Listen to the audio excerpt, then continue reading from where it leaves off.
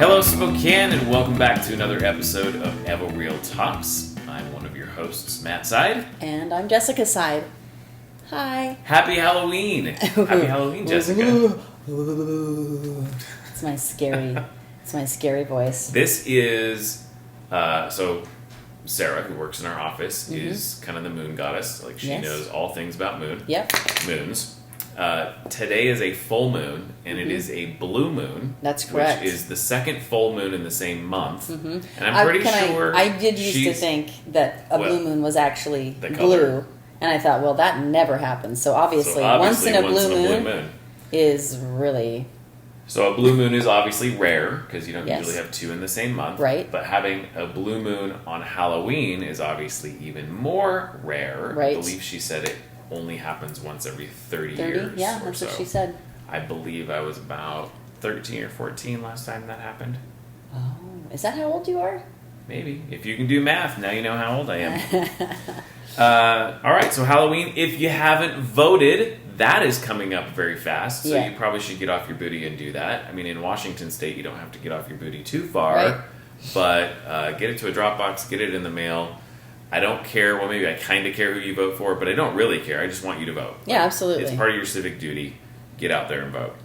And then I have a public service announcement. Okay, all right. So I feel like voting is also a public service announcement, but this is real estate related. This is a real estate related public service announcement. So a few weeks ago, we did a two-part series actually on the foreclosure process and for people that might be in a distressed situation and you need to sell your home. And can I just say, before you sell to the we buy houses and close in 7 days cash people, that you reach out to a trusted realtor and get an opinion on what you could sell it for on the open market in 7 days cash, because you could make 10, 15, I don't know, $70,000. Here's the reality. Yeah. Somebody is an old neighbor of ours, decided to sell cash, and I don't know the situation, and maybe that was the best situation for them.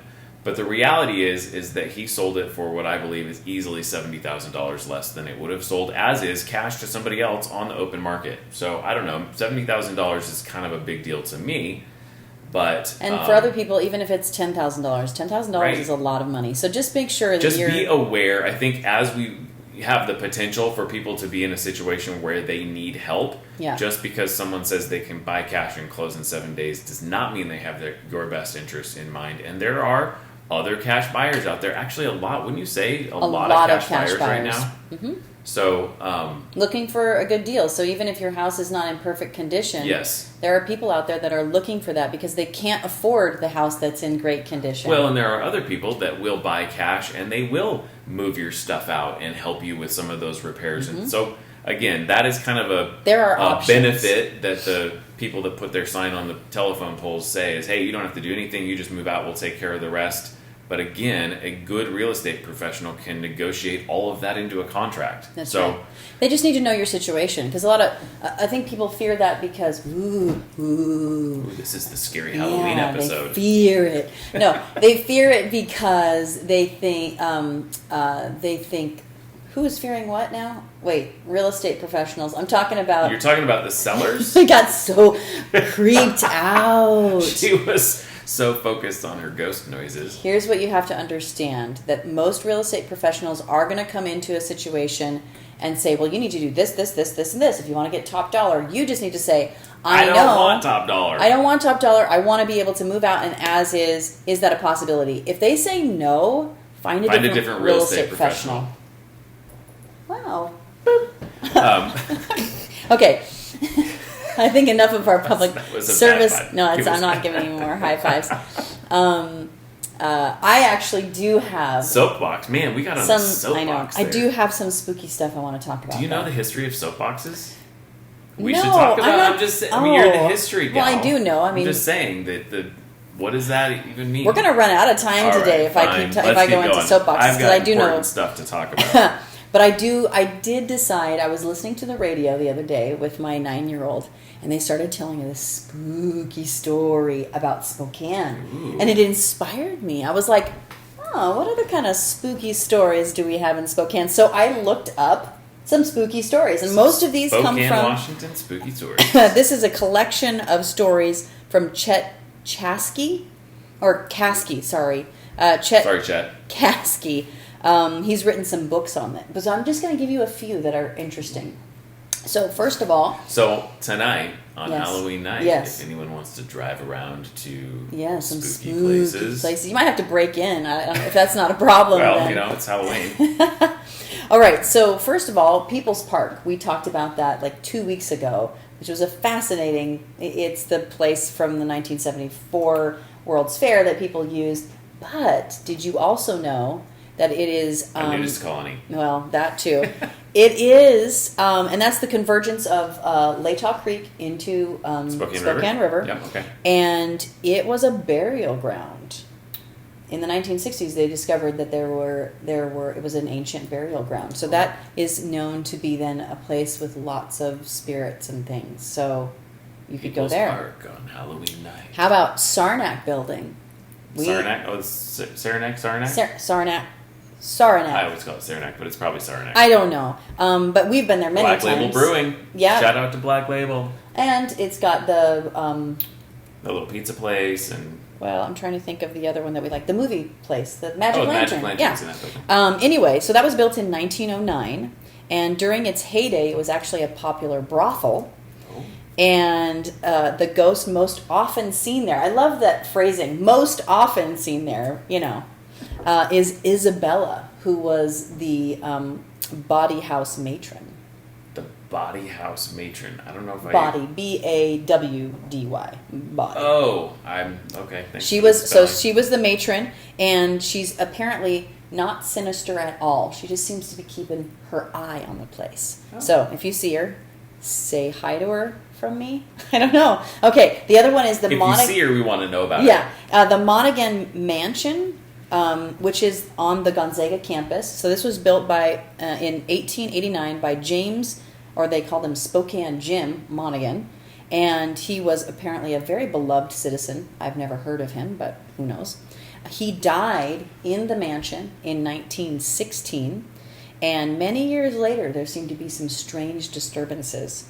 So security guards. So it's become the music building for the school. It's the school's music conservatory, and there were security guards that say they saw floating and flashing lights. A blackboard in the attic flew across the room. They felt a hostile force holding and trying to strangle them. Jeez, Jim. I know, Jim. What's wrong here? It's not their fault. The other thing I did read in this article is that a lot of this comes from either somebody who was murdered, like that's a big thing, or they had some kind of injustice in their life, and so they they're having a hard time. Just so you know, so I believe to Isabel? None of this. Okay, so I don't know. Well, I mean, she did run a brothel. So, but this is literally like this Father Liedl, who was the music, like he taught there. There is an article from 1974 where he basically says that they hear unexplained sounds, too frightening to describe. And this is a quote, "Honest to God, I don't know what that was, but I can say that Christians pray to God to protect us from them." Oh, jeez. What? If you're in the music department at Gonzaga, I want to know about we this. We want to know. Yeah, anything going on there? Okay, so or if you know anybody. A couple more. Browne's Addition is supposed to be the most haunted spot in Spokane, not because it's the oldest neighborhood, but because it was developed over Chinese cemeteries. Oh, jeez. Yeah, I know. I'm interested in that. They've unearthed skeletons and coffins in that area when they started to build apartments and put in the sewer lines. So, wow, very interesting. Tuberculosis. It's getting really windy outside right now. I know. So you know. Sanitarium. It's not like you ratting them out. I know. There are two sanitariums, old sanitariums, one called Edgecliff and one called the Hilliard Sanitarium. And in 1970, there was a sole resident, a woman by the name of Twyla. And she's frequently heard voices and whispers in the building, as well as strange happenings like doors slamming shut and locking on their own. Where's this one? This was a Hilliard sanitarium, which is it's on the corner of, or located near Diamond and Cook Street. And it's still a sanitarium? No. Probably no. it's just like... No, it's not a sanitarium anymore. The last one, which is probably my favorite one, is about Louis Davenport, who we all know who Louis Davenport is because of our wonderful... Well, you should. If you don't, then you need to look the Davenport Hotel. So he and his wife, Isabella, are said to inhabit the hotel still. Does Walt know about this? I don't know. We should talk to him about that. But maybe we can get him on the podcast. During the revitalization, there were workers. The workers were going room to room, dealing with things and whatever, doing what revitalizers do. And they got to room 1105, and they said, "Isn't this the room? Isn't this the apartment that the Davenports lived?" Because they actually lived at the Davenport, and he died on the 11th floor. And then when they went into the room, the chandelier was moving. And people report that they still inhabit that room and that things move around in there.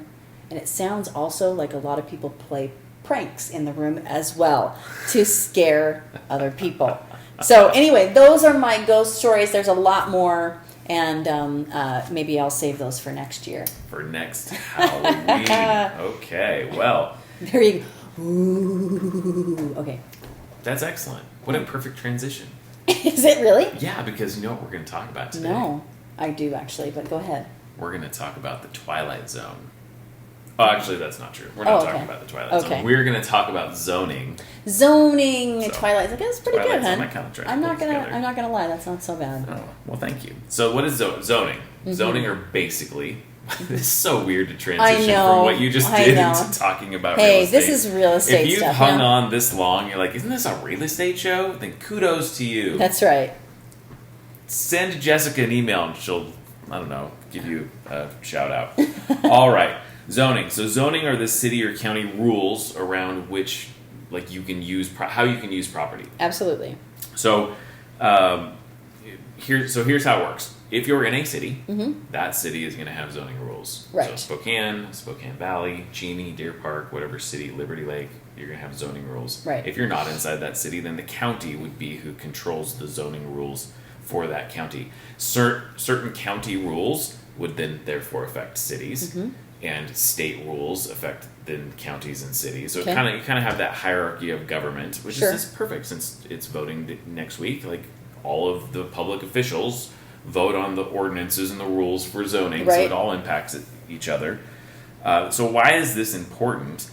Here's the deal. If you're buying a piece of property and you have any kind of intention outside of just normal Joe living, and even that, like, your normal Joe living might not be the same as my normal Joe living, and therefore zoning might come into play. Okay. So zoning can impact, I think it's just really important to know how you're going to live in this property, or how you're going to use this property, because it's not always about living in it. You might be buying it to not live in it. Right. And start asking questions. So whether that's, I want to have chickens in my backyard, or I'm a dog breeder and I want to breed dogs, or I want to have a little cottage business that I run out of my home, or I'm renting the property, or how you want to rent the property, or short-term rentals, or you want to put a little thing in the basement, a little apartment in the basement. Yeah, all of those kind of things. So it's really important to know what your use is, for your real estate professional to know what your use is, and for you to ask questions around, are there any problems with the way I want to use this? So can I also just say, please? Because I think that it's not just about the place that you're living in right now, but also understanding the zoning around you. So if there's an empty field a block away, that's a really good point. And you don't know what it's zoned as, and you think that you're going to be living out in the country with a wonderful little thing, and then you find out that it's zoned for a 35 plus unit apartment building, maybe that's not something that you're interested in, or it's zoned commercial. So making sure you understand when you buy a property, if it's not self-evident, sure, take a look at that. So yeah, no, that's a really good point, because again, that comes back to like, well, I just want to use it in a normal fashion. Right. Well, that's great, but how are all of the people around you able to use that property? Correct. And what are the restrictions and the regulations? So that's really good. I've got a couple of examples that I want to share that were recent for me working with a buyer. And so I think that will kind of give us, again, examples of how this might work out. So the first example, purchasing a property in Spokane. The buyer's purchasing it, and they have this seller has converted, some of those older, like I'll say mid-century homes on the bungalows on the South Hill that had the garages kind of built underneath them. So this seller had converted that garage into like a studio apartment. Right. Well, that's great. This particular buyer happened to be an investor, and that was attractive to that investor. Like, oh, great. Well, I can now have this size of a house, and then I have a separate little apartment that I can rent out. Awesome. We're moving on, putting offers together, running numbers, making sure all these things kind of work. All of a sudden, ding, ding, ding, ding. Hey, is this place zoned for a duplex? Right. Because if you have to, we're going to talk about the different zones and zonings, but a residential single-family zone does not allow for two-family. That's right. And so a duplex would be two-family. So in this particular situation, you had a homeowner who's living in the main area. They said, we want to get some money out of our downstairs area, so they built something. And so they could do that. Potentially. Kind of. We'll and talk about thing. that. Just because somebody else is doing it doesn't mean that they can be doing it. They just haven't gotten caught for doing it wrong. Right. Because technically, if you're going to do that, you're supposed to get a license to build an ADU, accessory dwelling unit, and there are restrictions on the percentage of your house that can have that, even if it's in your basement. We have a whole episode on accessory dwelling units if you want more details, but you're right, there are even limitations on that. How big that can be. But when then this buyer comes in and says, oh great, I'm going to buy it, and both parts of it are going to be tenants. Right. Well, then that changes it. Even if they did have an ADU license for that area, that ADU license only lets you do it if you live in the property. You can't then turn it into a duplex. Right, because now it's not an accessory dwelling unit, it's a duplex. Correct. And the zoning, and so in this particular instance, we look up the zoning, and it's residential single family. Uh-oh. Yeah, that's a problem. That is a problem, because now can this buyer buy it and use it the way they intended to use it, which was leasing out a main house and then leasing out a studio apartment, basically, which is on the surface 2 units. Right. And so two things. One, you got to ask the questions and do the research. And then when it appears that there is a problem, you still need to do some more research and ask the right questions. So let me just kind of share with you how this began to evolve. So residential single family, initially it's like, oh, well, we're screwed, done, game over, terminate contract, get out of the deal. Right. However, that isn't what we did. We dug in deeper. We went into some of the regulations as far as like accessory dwelling units, short-term rentals, are any of those loopholes that can pull us in, and now we can do that if we do it in this such a way. Didn't appear to be such. And then we got to the point where we said, let's just call the city of Spokane's building and planning department, and they're really actually great to work with down there. They really, really do want to help our community know how to follow the rules and do things right. Well, here's an interesting thing, is because I think that 20 years ago, 30 years ago, that was not the case. Like, it felt like homeowners were fighting with building departments to do certain things. They made it difficult for people to get their permits, pass their permits, all those kinds of things. They now, I mean, it's like a totally different face. Yeah. They are there to help, and they see it as their job to help the city grow, to help you improve your property. They will say, this is not quite working. They're not trying to cut corners. They're trying to educate, and they're trying to help. And absolutely, educate and help, and that was my experience being a part of that phone conversation. So way to go, Spokane Building Department, for changing. Shout out. Yeah, I mean, really, in a lot of cities, people hate the building department because they're And I'm sure there are people that are listening to this who are like, oh, they're so hard to work with. Well, there are still rules you got to work in. That's true, but I'm telling you my experience, and I've had plenty of experiences, is over the last 15 years they've been awesome to work with. So real quick segue, we're going to link in the show notes and on our Facebook page a link to the City of Spokane's zoning map, because you can just go in and you can look at the map, and there's an interactive map, and you can put the address in and it zooms you in there, and then you got to zoom out a little bit to kind of see the color and then look at the code on the side to see what it's zoned. But you as the consumer can do that yourself and figure out what some of that stuff is. Okay, so make a call. So here's kind of the resolution on this.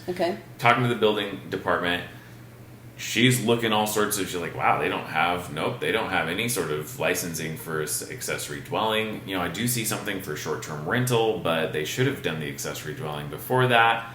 And then she asks a question. Curiosity doesn't always kill the cat.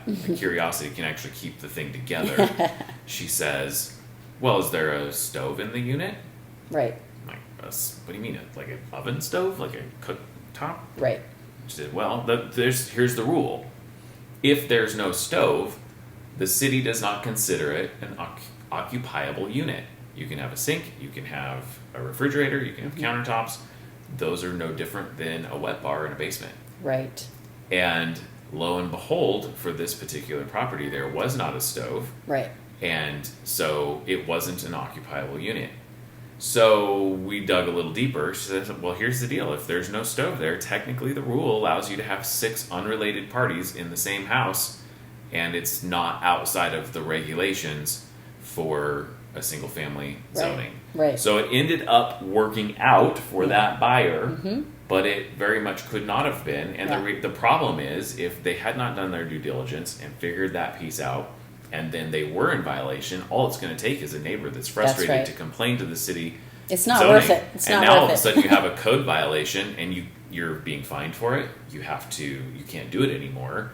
And now it could be very problematic. Well, and if you, as an investor, if you bought that house to be an investment, and you're counting on that extra $400 a month, you could now be upside down in your payment. So it's one of those things where.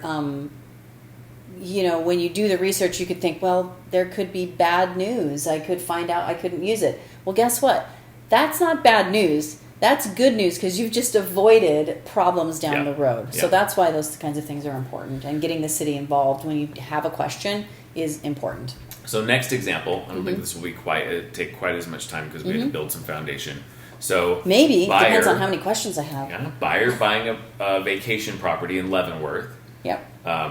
And so, you got this property, short-term rental. So this particular buyer is looking at this as like, I want to buy here. And part of the reason I want to buy here is because Leavenworth is one of the top-rated winter vacation properties for vacation rentals. And I know that I can supplement my mortgage payment with the vacation rental.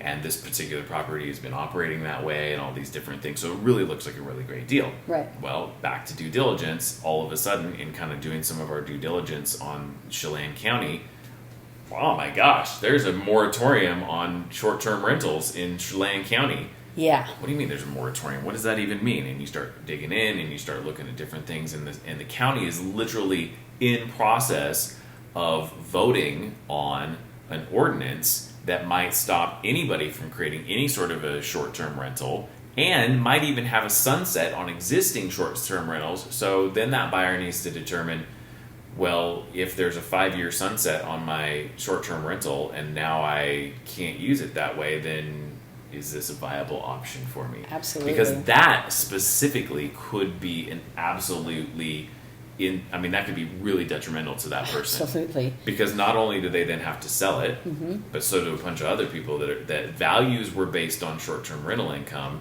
So does that market's real estate drop? Is it no longer worth what they paid for it because nobody else is willing to buy it for that much because they can't supplement? So there's a lot of potential problems with that. And I would say that was not just one phone call. That was months of research and figuring out, understanding. Because if you're going to move into a new area, like you've never bought in Leavenworth before, it's a different county, make sure that you don't just go like this, done. because you don't know enough about that county and the problems. And so making several phone calls and asking questions and listening and going, why aren't there any short-term rentals in this area? Oh, and then you find out that that's because it is called city limits and they don't allow it because the hotels... Well, it's the urban growth area, right? So if there's an urban growth area and now all of a sudden there's rules that say, well, the city can grow to that and we don't allow these and you're competing things with hotels and things like that, so you have to understand that they're going to continue to try and protect the companies that are there as well. So understanding a new area is so important. And I mean, this is not just to get business for ourselves, but that is the reality and the value, especially if you're moving into the market or you're buying in a market that you're not familiar with or you've never been there or you haven't been there for a long time. Part of the value of a real estate professional and one that's good at their job is that they're going to say, oh, well, you shouldn't buy in this line because that's the urban growth area, or you can't buy over here because this has XYZ problems, or you should consider this, or have you looked into that? And so it's really an important engagement of a professional. You know, whether that's paying attorneys to know what your legal consequences are, whether that's paying accountants to know what the tax consequences are, paying your real estate professionals to understand what the real estate consequences are. Like, it's just good business for you, whether it's buying an investment or buying to live in. So absolutely. Let me just really quick go over Spokane's. There's only a few of them here. So we have residential agricultural. Hold on, you said Spokane's zoning. Finish the sentence. Yes. Spokane's zoning, and you can look all of this up on the City of Spokane's website. So they have a residential agricultural, which is the RA zone. It's a low-density single-family residential zone that is applied to areas that are designated agricultural in the land use plan map of a comprehensive plan. So that's probably more of your outlying areas. Okay. Residential single-family, so you're going to see more of that than just about anything. Right. And that is low-density single-family residential zone. It allows a minimum of 4 and a maximum of 10 dwelling units per acre. So that just means like the size of the dirt in the houses. Residential single-family compact, so it just lets you like infill a little better. Sure. Residential 2-family, so there's your duplexes, right? Like that's what the buyer that I was talking about earlier was anticipating that they would see. Residential multifamily, which is bigger than the two units, and it has a certain it's apartment buildings and duplexes. Yeah, and there's some there's some places where they won't let you go above. I think 35 is one of the and then there's residential high density, which has some of its own regulations. So each of these you can find out like summaries of what they mean. And then you can call the building department to find out exactly what the rules are in that area. And what I find to be the case is that the more generous it is, then you can, in residential high density, you could build a single family home. Right. But in a single family, you couldn't build an apartment building.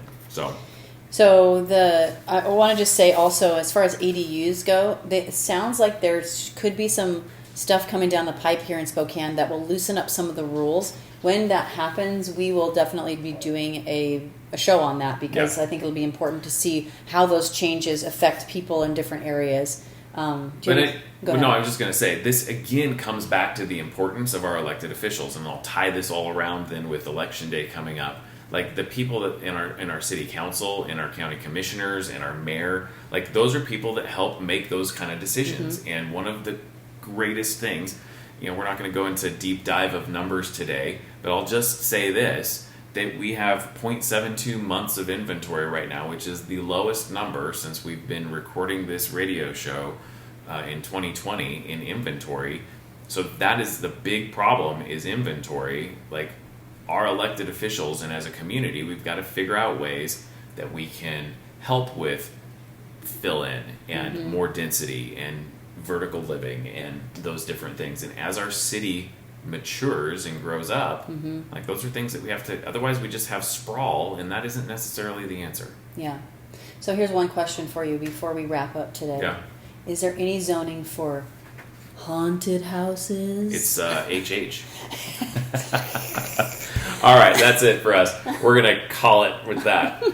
So if you're in the HH zone, have a happy Halloween. And if you have any questions for us, you can reach out to us at 509-62-HOUSE. You can always find us on social media. Just type in EvoReal, EvoReal. And with that, we're signing off. Okay. Have a happy Halloween. Bye, everybody. Bye, everybody.